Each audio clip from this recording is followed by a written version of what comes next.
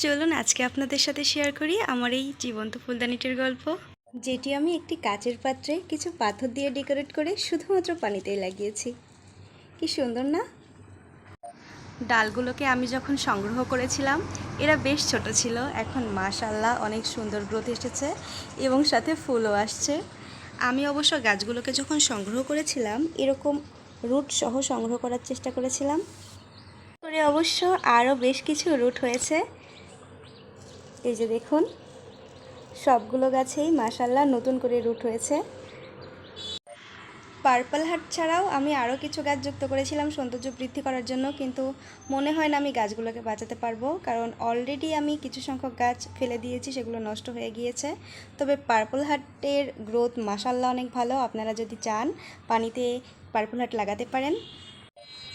এই গাছগুলোর একটিও আমি বাঁচাতে পারলাম কিনা তার আপডেট কিন্তু আমি আপনাদেরকে দিতে থাকবো। আপনারা যদি কেউ জেনে থাকেন এগুলো পানিতে হয় কিনা আমাকে অবশ্যই কমেন্ট করে জানাবেন। ভালো থাকবেন সবাই।